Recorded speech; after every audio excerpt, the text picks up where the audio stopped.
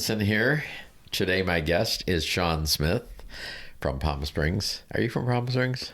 I have been for about 18 years. Okay. So say hi to everybody, Shawn. Good morning, everybody. So this is an interesting guy. Since you can't see him, I'm going to describe him. He's kind of a bearish guy. He's got a kind of biggish, grayish beard, and he's wearing a baseball cap and round glasses. There. Everybody knows who you are now. All right. So where are we going to start? Let's talk about who you are first. So you're gay, obviously. Yes. With that cap, you have to be gay. Very. Right? Okay. So what's your coming out story? Tell me a little bit about yourself, where you grew up, blah, blah, blah. Right. I grew up in a small farming community in Minnesota, Olivia, Minnesota, the corn capital of the state. I like joking with people that my parents, when I was born, they went to a cornfield and pulled back the husks of an ear of corn, and there I was. And that's how I was born. Small town, about... Wait a minute. Did you learn how babies are produced after that at some point? Yes. Okay. Storks deliver them. Oh, storks. The storks. Yes. Okay, I forgot about that. All right, I got it. All right, sorry, continue. But that was a great environment to grow up in. My hometown was the county seat. We grew up in a nice little town of about 2,500 people. Agriculture was booming. Family farmers were doing well. My father had a jewelry store on Main Street. So in a lot of ways, I'm like a country boy. But I have Main Street smarts, so I adapted really well to big city life. All right, keep going. Well, that's not your gay story. All right. One of the turning points for me, I think like many younger people, young men, when they hit puberty, their hormones start kicking in. And I started fiddling around and playing with several of my friends and acquaintances and that. And I remember at one point going to a dictionary and looking up the word homosexuality. And I literally slammed the dictionary shut. Where did you hear the word that made you look it up? It's hard to say. I don't know where the reference was. Okay. But I just knew that that was wrong. I was raised a good little Catholic altar boy type, and I literally slammed that book shut for about 4 or 5 years. And it wasn't until I went to college that... So were you ashamed? Guilt. Afraid or what? Yeah, Catholic guilt. That was, I went, I cannot be that, but that's who I ultimately was. So you were how old then when you slammed it? Probably about 13 or 14. Okay, because a lot of boys, straight boys, fool around. So you must have known it wasn't just a phase you were going through. It had to have clicked in somehow. Yeah, I think it's very normal that a lot of straight men have experiences like that they bury and they do not discuss with anyone, and it's their dark, dirty little secret. Right. Masters and Johnson found out, that by the time a man is age 50, nearly half of them have had some sort of same-sex experience. So it turns out it's actually pretty much normal behavior. It took me several years, and it wasn't until I got into college. I remember one of my roommates in college had a friend come and visit for the weekend, and he was a short, stocky, fuzzy little brown-bearded man, and I was enthralled by him. That whole weekend, I just wanted to be near him. I wanted to be dear to him. I fought and vied for his attention over the course of the weekend. And then you were in college? Yes. In college? Yeah, freshman, sophomore year in college. I didn't know what that was. I didn't act on it. And it's only when I look back in retrospect that I realized, my God, I adored that man. I remember we stayed up till 3 a.m. talking and talking and talking. And had I been a little more sophisticated, I would have put the moves on him, or I wish he would have put the moves on me. Do you think he was gay? Yes, I do. But there's many things. Is that in hindsight? Yeah, there's many things about our gay lives that it isn't until we look back or we have time to really process, what was that? The aha moment. I was sort of seeing or dating a girl at the time. She was a good friend. I had once fallen asleep at her place, and we were laying on the bed. My arm was underneath her, and I spent the next hour in slow motion extracting my arm from behind her neck. Because you didn't want her to wake up. I didn't want to wake her. Right. But I felt I need to get out of this situation. Any red-blooded straight guy would have felt her up and been, on top of her. Right. Then I had to figure out, okay, I'm laying horizontally. How do I get upright and onto my feet without moving the bed? So you wanted out of there, period. Yeah. That it was like this, something's terribly wrong here. I did get up off the bed without waking her, and there was a chair at the foot of the bed. I sat in it, and I silently cried because something's wrong with me. That was like a turning point in my coming out. Why didn't I put the moves on her? Any normal guy would have. So you didn't really know at that point that you were gay? Well, or were you just conflicted? But that was, I don't know, that was the conflicted, but it was the linchpin kind of turning point that things started to kind of fall into place. Wait, did you stay? Did you spend the night then, or did you leave? What happened? I left, and so that was pretty awkward. It was good that maybe months later, after I came out, that her and I talked, and we had a good talk. And I so said, she wondered why you disappeared? Yeah. Remember and why you that didn't night. put the moves on her? Yeah. So she expected you to? Yeah. Oh. And she handled it very gracefully. So then what? Well, I'm trying to think. It's funny. Let's see. We're talking, this is the mid-70s, mid to late 70s. And men's magazines were evolving. And I'm trying to think some of the very first issues of Blue Boy and Honcho magazines, I'm dating myself, came out. And there was a great bookstore and magazine news store in town that I go to regularly because I'm an avid reader. What's a bookstore?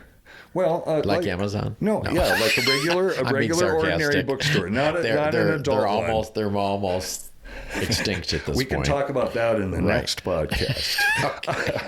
But I remember I bought a Playboy magazine and a copy of Honcho and Blue Boy. And I walked up to the counter with the three magazines carefully stacked, the straight Playboy on top, with the prices exposed, at the top of the front cover of the other two, and placed them right in front of the cashier so she could kind of go, $4.95, $3.95, right, whatever. And she did. She then discreetly slipped so all three. Do you think she knew what you were doing? Yeah. She was onto it? Yeah, it's not like she said, I need a price check on the Honcho magazine. I was then you took the words out of my mouth. I could just if this was a movie, that's what we would have. That's what I was dreading. Right. That fear of being discovered. And she just discreetly slipped them in the paper bag, and I clutched them to my chest, and I walked probably at twice my normal pace to get home as quickly as possible and get my pants down around my ankles. And okay.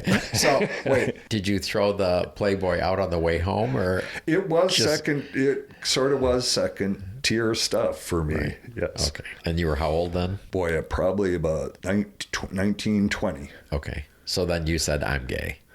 Well, not quite, but I had been deeply studying psychology. I thought that would be my career path in college. So I was taking all sorts of psychology classes, and some of them were on sexuality, deviant sexuality 201, courses like that. When they looked at gay stuff, was that what they were saying at that point in time? I'm trying to think if the AMA had just, the American Medical Association had sort of just declared it's not necessarily a mental illness. So things were opening up at that time. But there were courses about sexuality that I could take at school. And I found out someone who was an activist and a gay leader in the community was teaching a 1-credit course on homosexuality. And I attended that course and that class. After class, it was just like all the pieces fell into place, that not only am I gay, but there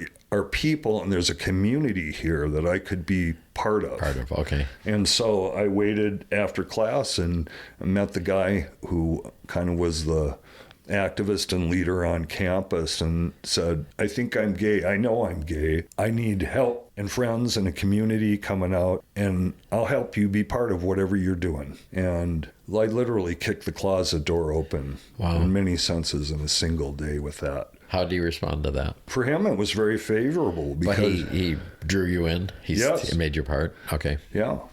And I became his right-hand man within the campus organization. This is in Mankato, Minnesota, southern Minnesota. Historically, allegedly, a lot of stuff is mythology. It was the second university in the nation, and I don't even know what the first one is, but where the college funded the campus gay organization. Okay. A lot of universities, and I'm sure here in California, may have had informal after sideline student groups, but the universities weren't necessarily coughing up money Right. to help them do their thing. Mankato State was different. We had great allies. One of the professors in the psychology department, one of the religious leaders in the community. I think he and his wife, he was Lutheran. I think they were actually swingers.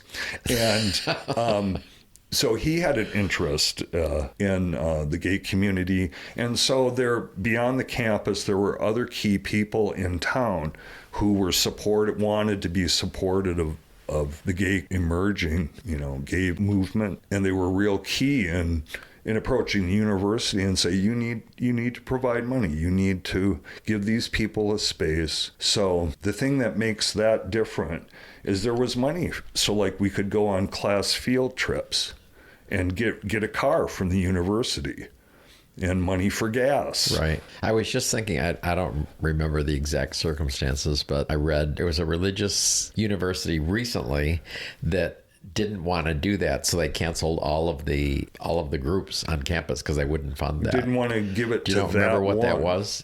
No, I think it was it a Catholic thing? I don't remember. It certainly doesn't surprise me. There you go. 50 years later, they're still doing that. Yep. And back then, early on, it was a dignity. What was and is, like the Catholic and maybe somewhat Episcopalian, the rich Catholics Right. have been around a long time and were real advocates of that same notion. We need to create a space for these people. And on the university level, I thought that was really important because a university isn't just about academia. It's about taking young adults and broadening their worldview and preparing them for life. Which is really more important than all the other stuff. Right, on a social level, to position them so that they can become who they're destined to be. So it's great that Mankato State University, they made a space, they gave us an office, a budget, and that made all the difference in the world. So Mankato State was the second, allegedly, in the nation that Cool. did that. So you're involved in this gay community at the college or the university. So tell me more about that. It wasn't just a campus organization because there were just many gay people in these small towns of 400 people, 900 people. We became kind of a Like center. a hub? Yeah, a hub Okay. for anyone, within a 30, 40 mile radius.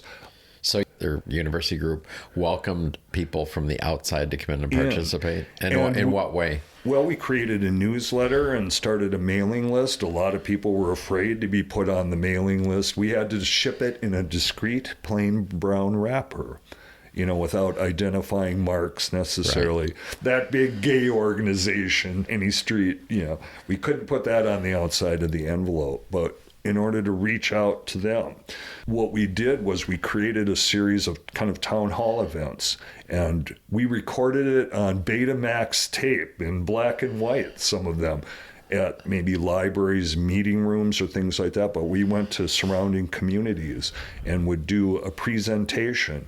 And I was one of the token gays. We had a token lesbian, possibly a bisexual person that would go to these small little farming communities. And I would get up in the front of the room and say, "Hi, I'm Shawn, and I'm a gay man."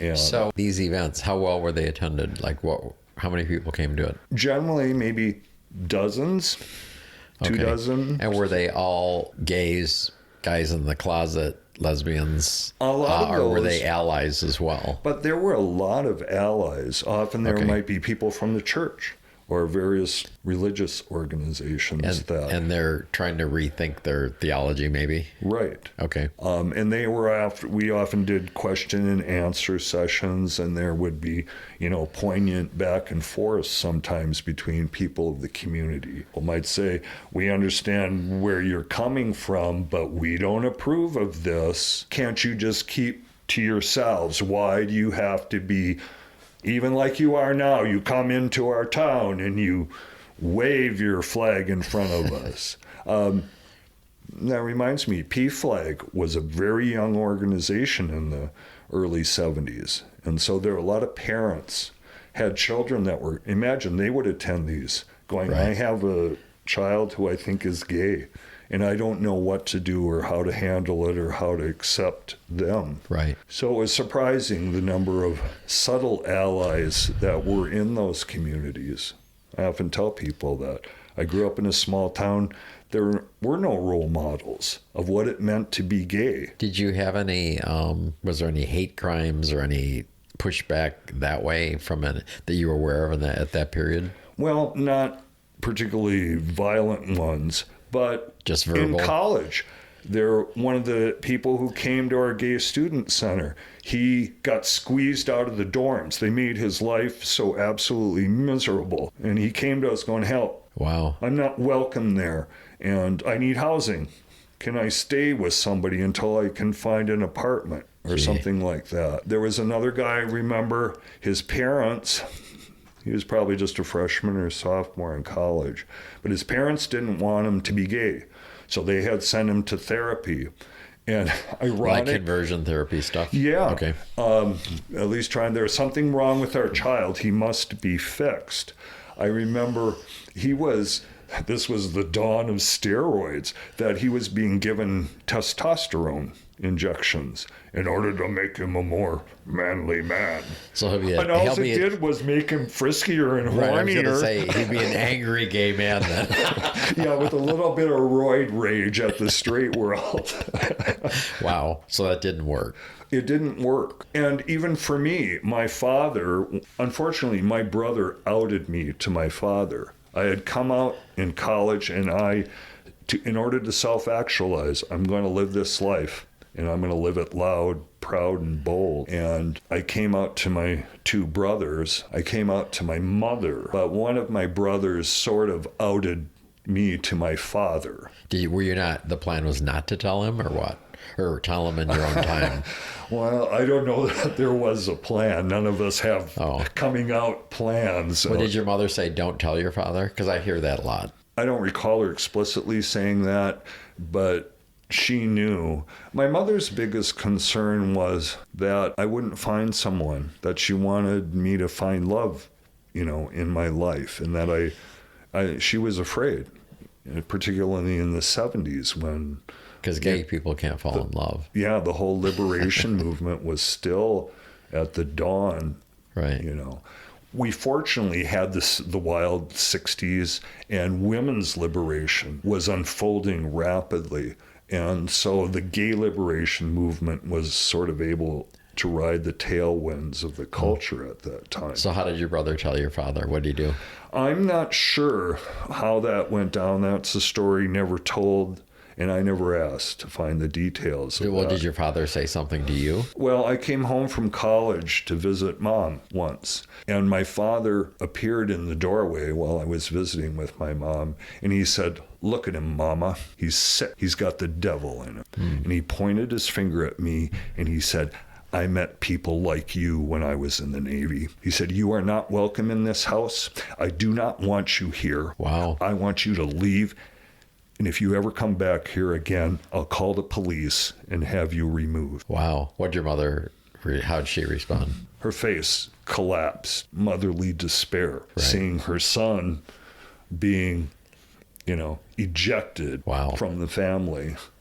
My mother had multiple sclerosis and was bedridden. So she was in somewhat of a powerless position. She couldn't jump up and grab my father by the throat and go, "What are you doing to our son?" Right. But it was cold.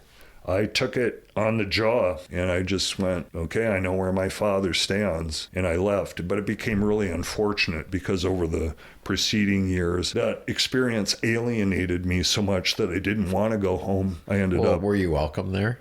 No, he did not want you there. me in under his roof. What did your mother, how did she subsequently react after what happened? Well, Mom and I would talk on the phone, and she would apologize for your father.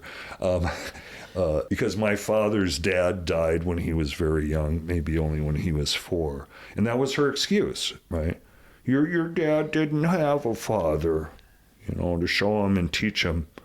And I'm like, what, Mom? What unconditional love is? Yeah. That is what a parent has to teach, to be there regardless, no matter what. Well, for many of us, and my story may be sad, right. And frankly, my father died literally 2 months ago. I hadn't spoken to him in over 35 years. Really? There was nothing to be said without unconditional love. And did your mother pass before him? Yes. So she certainly tried from her bed to manipulate control as much of the world as she could. But they stayed together, right? Yes. Well, she probably didn't have a whole lot of choice, right? Right. And my father was good. He committed. So he took care of her. Right. To her care and well-being till the day she died. And what about your brothers? Is there any contact with them? Yes. Both my brothers, my middle brother, when I came out to him, he took his hand and hit the other palm. Made that gesture of smacking his hand against his fist. And he said, I want to punch you in the face. So that was the more straighter of my brother. My other oldest brother was more hippie, liberal, open, and he didn't really have a problem with that. But it took my middle brother some time to kind of come around. Are they still around, both of them? Yes, they are. And both are very open and accepting now. They are, okay. Yeah. So the brother that reacted so smacked his violently hand, right? In a gesture at my coming out to him was the one that sort of outed me to my father. Huh. Did you ever thank him for that? I forgave him. Okay, good. All right. So how old were you when that happened with your father? At that point, probably about, I'm trying to think, it may have been my 5-year class reunion, so probably 22, 23. Okay. So how did your gay life go after that? Then what? Pretty good. Well, I moved in order, like many of us do. We move from these little, small, constricting, strangulated, closeted towns to the big city. So I moved up to Minneapolis to kind of get that anonymity and freedom and find the men and whatever. I tried to pursue this kind of social psychology path by I applied at group homes to help adults and teenagers in group home situations. But I ended up somehow applying for a job at the bathhouse in Minneapolis. Because I also had janitorial skills. I knew how to push around a mop and a vacuum. So they had a bathhouse in Minneapolis, yes. And I told... Well, without going into too much graphic detail, I've never been to a bathhouse, so that must have been a trip, huh? Well, what's important to understand is a bathhouse is basically, shower facilities and things like that. And then you can either rent a locker and roam around and make friends that way, or you can get a tiny little room, with like a single mattress and that. But what's important to understand is gay men at the time, in order to meet and make contact with other people, were meeting in public restrooms or down by the riverfront. Right. So that was a safe place for them. Right, where getting beaten or arrested, was a risk of doing something like that. So the bathhouse, and Palm Springs is a lot like it here. We have these gay resorts where you can hang out naked and make a new friend and maybe fiddle around and have a little bit of fun. And so, but it was an all-encompassing environment, a safe place for people to gather. And the bathhouse had a TV room, it had a little weight room, it had steam and sauna and a spa, it had large vending machine area with sandwiches and a microwave and candy and whatever. We had a video game, a pinball machine. At one time, the bathhouse was the hottest dance club in town. It was kind of sectioned off. They would allow straight people to come in to the dance area. Really? Yeah, it had a parquet dance floor with with a 15-foot stuffed fabric dildo suspended from the ceiling. Oh, brother. A big, large fabric penis over the whole thing. So it was kind of interesting because it was part, and then gay men could enter through a separate door and do the bathhouse part as well. So imagine So wait, Midler. so straight women liked going there? Yeah, to dance. Because disco was, this was what, around 1980 or so, disco was starting to fade, but it was still a big thing. Huh. But imagine Bette Midler started her career with Barry Manilow. She'd be singing and he'd be playing the piano. But not at that bathhouse. Just no, in New York. Yeah, right. Her career. So turns out the dance thing kind of faded. Disco sort of died, and it just became a gay bathhouse. But it ended up getting raided by Vice because there were police actively looking for homosexuals. They were being hunted at the rest areas down by the riverfront. And they also kind of harassed the bathhouse. The staff were arrested. This was just before I started working there. The staff was arrested, drug into court for operating a disorderly house. Is that a law? Yeah, in Minnesota? Like being a madame, of a whorehouse in the Wild West. There was a trial, and they took that giant fabric penis that hung above the dance floor. They literally, in Hennepin County, in downtown Minneapolis, at the old courthouse, they marched this fabric penis down the aisle towards the judge's desk and said, "Look, jury, look, your honor, this is the decadence and depravity." So I want a full picture. How many guys carried it? I wasn't at the trial. Oh, my God. But yes, that is legend and infamous of the day. The giant... And wait, was there a gay guy on the jury? And he said, "Oh, that's fabulous." Yeah. So what happened? What was the result of that? The result of it, well, the bathhouse didn't shut down. I think there were some fines, and the bathhouse still was an area of scrutiny. They got raided one night. I was working at the front desk, checking people in. We had kind of a locked security, buzz people in through the door kind of situation. As it turns out, they had undercover guys were already in the bathhouse in towels, walking around. And then we had a rush of, so I'm working at the front desk, checking guys in, and this was like on a Friday night around 10 o'clock, and a fleet of cops come flying up the stairwell towards the front desk. We had a light switch under the counter where we could turn on the bright lights, because it was a two-story thing, the kind of the bath and bathing area and lockers and relaxation was all downstairs. And then there were corridors and hallways of rooms and playrooms upstairs. And with the flip of a switch, let's say for cleaning and vacuuming in the morning. Was that a signal then? Yeah.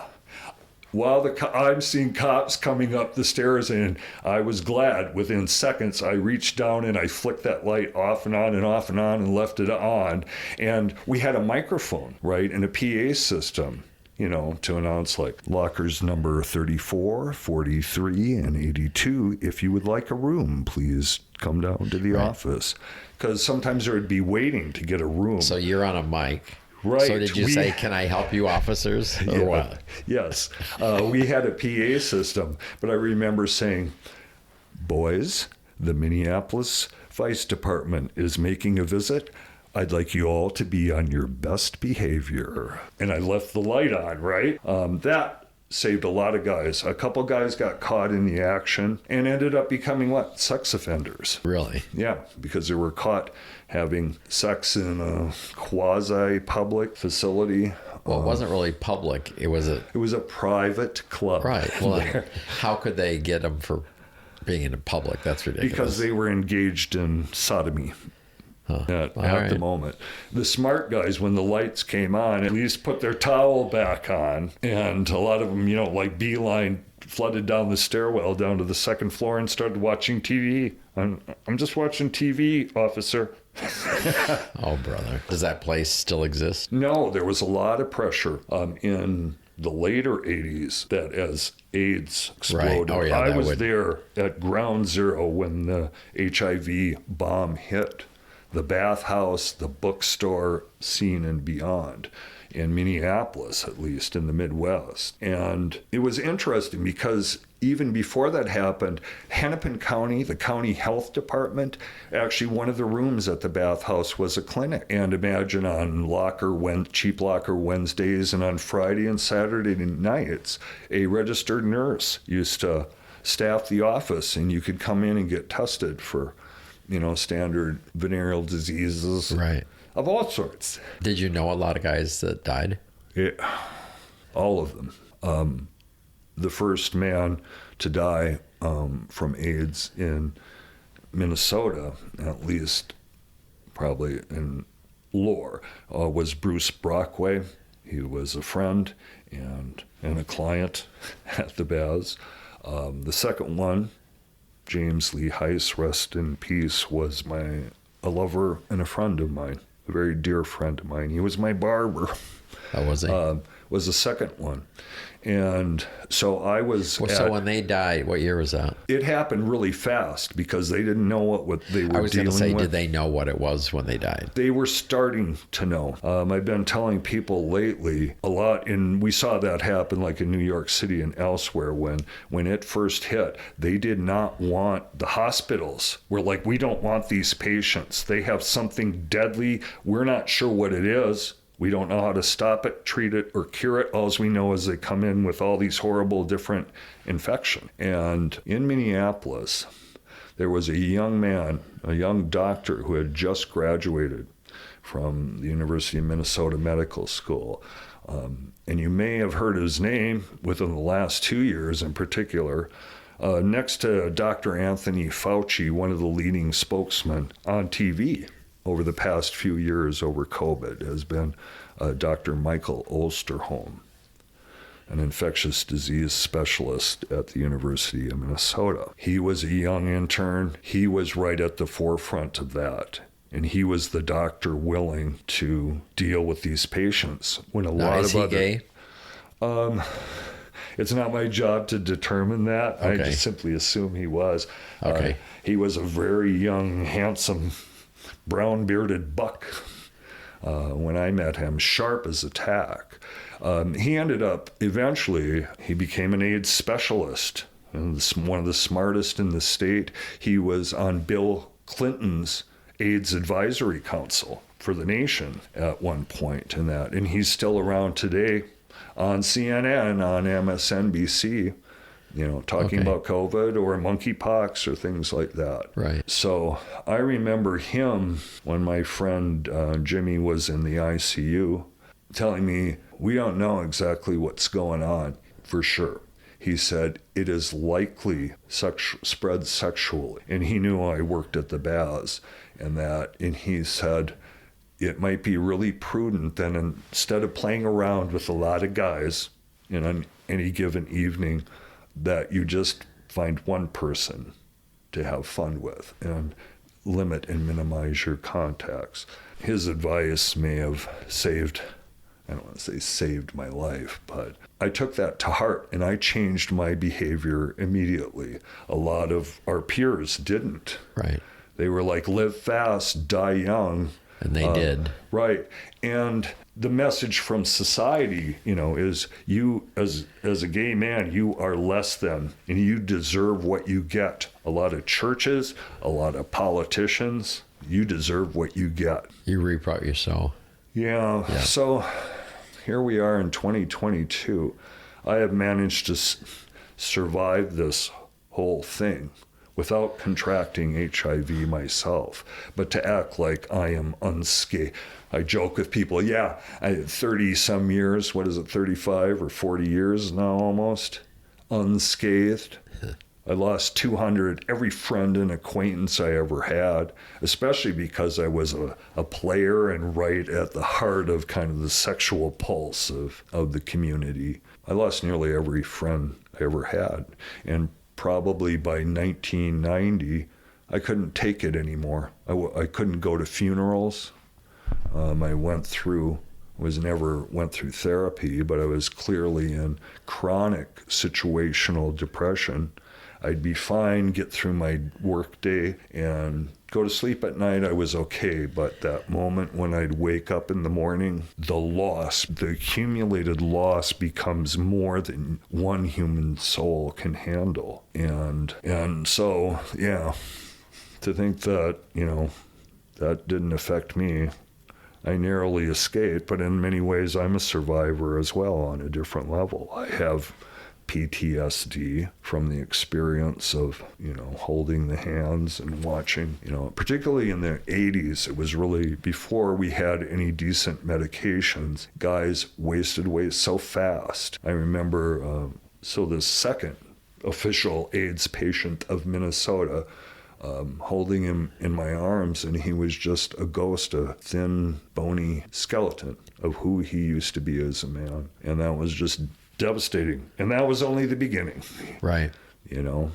So it was challenging moving forward, particularly given that whole terrifying vibe of still needing and wanting to connect and be close to other people. And maybe that's what, quote, saved me, was I can't let you get that close to me. I need you in my life. I need your love. I need your friendship, but I can't let you get that close to me. So I never got in deep relationships. I still would fiddle and fool around. Have you had a partner? No, I haven't. I'm a lone wolf by nature. I'm a Scorpio. I am whole and complete on my own. And I've never felt like a missing piece, like I need my other half. Where is my other half? I've always been a tightly integrated, fully functional unit. But even as a whole, quote unquote, person, you didn't miss somebody in your life? I had lots of people in my life. Okay. That came, lovers and friends. And I tell people it is the aggregation of all the beautiful, diverse, wonderful gay men in my life. That from Jimmy, I got this, and from Bob that, and from Gary that. And some of them were intense or kind of really tight friendships in that. Some of them were short, torrid love affairs, but had a deep spiritual connection. So I tell people it is the aggregation of all the men in my life that have made me whole, felt love, gave me an opportunity to share and give the love I had. And I never expected one person to kind of be that be-all, end-all. Okay. I'm still like that today as I've returned and moved back to Palm Springs after coming and going from here several times over the last 18 years. I love my community. I started out as an activist and the president of the gay campus organization, things like that. Always trying to help people find a space or a place within the community. And particularly now I tell people I'm a cat on my 10th life. And I am so trying to get this last go-round in my retirement right. Okay, I'm going to stop you there because we're going to do a part 2 with you. Okay. We're going to have you back. But before we go on this episode, any advice to, let's just pick a group. So younger gay men, what would you say to them today? Count your blessings, because over the decades, the gay rights movement has opened so many doors for you that you can now move through somewhat easier, that we didn't have. Those doors didn't exist. We had to hack and cut through them in order to be free to live our lives. Some of the doors you had to pound and pound on in order to get them to open. And many doors there's people trying to close a lot of them today. Right. So. And I tell people we have to continue to fight for the freedoms that we want and need to achieve, not just true equality, especially in a country like America where all are created equal. No, we're not. We are still second-class citizens in the eyes of many of our fellow Americans. We must continue to fight. There are still more rights and acceptance to be gained, and not lose any ground, as we see with women and the recent abortion decision. They will pull them back at any chance they can get.